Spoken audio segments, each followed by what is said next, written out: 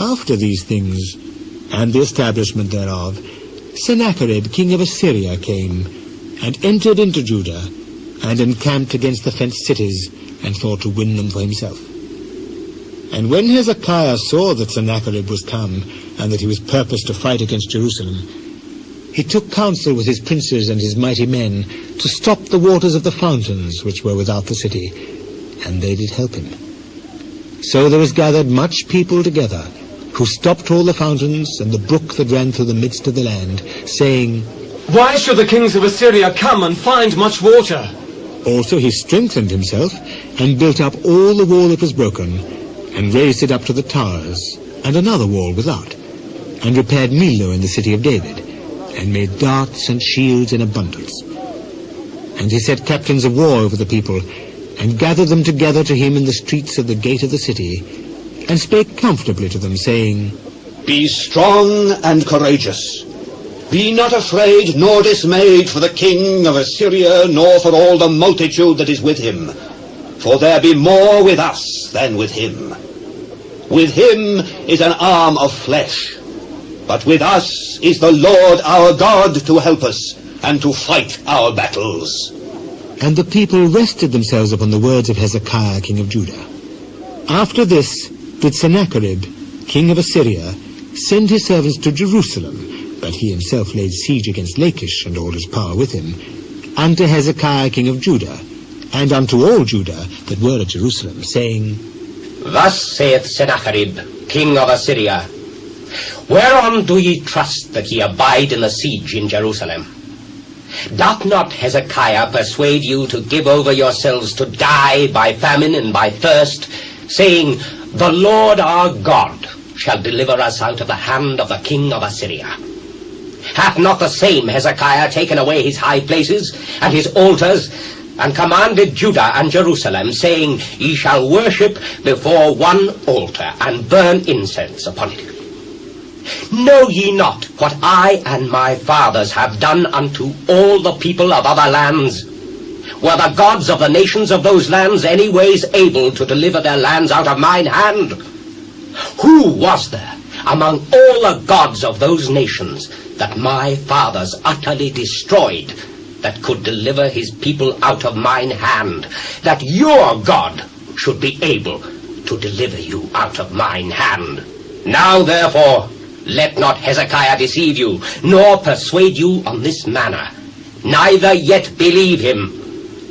For no God of any nation or kingdom was able to deliver his people out of mine hand, and out of the hand of my fathers. How much less shall your God deliver you out of mine hand? And his servant spake yet more against the Lord God, and against his servant Hezekiah. He wrote also letters to rail on the Lord God of Israel, and to speak against him, saying, As the gods of the nations of other lands have not delivered their people out of mine hand, so shall not the God of Hezekiah deliver his people out of mine hand. Then they cried with a loud voice in the Jews' speech unto the people of Jerusalem that were on the wall, to affright them, and to trouble them, that they might take the city. And they spake against the God of Jerusalem, as against the gods of the people of the earth, which were the work of the hands of man. And for this cause Hezekiah the king, and the prophet Isaiah the son of Amoz, prayed and cried to heaven. And the Lord sent an angel, which cut off all the mighty men of valor, and the leaders and captains in the camp of the king of Assyria. So he returned with shame of face to his own land. And when he was come into the house of his God, they that came forth of his own bowels slew him there with the sword. Thus the Lord saved Hezekiah and the inhabitants of Jerusalem from the hand of Sennacherib, the king of Assyria, and from the hand of all other, and guided them on every side. And many brought gifts unto the Lord to Jerusalem, and presents to Hezekiah king of Judah, so that he was magnified in the sight of all nations from thenceforth. In those days Hezekiah was sick to the death, and prayed unto the Lord. And he spake unto him, and gave him a sign. But Hezekiah rendered not again according to the benefit done unto him, for his heart was lifted up. Therefore there was wrath upon him, and upon Judah and Jerusalem.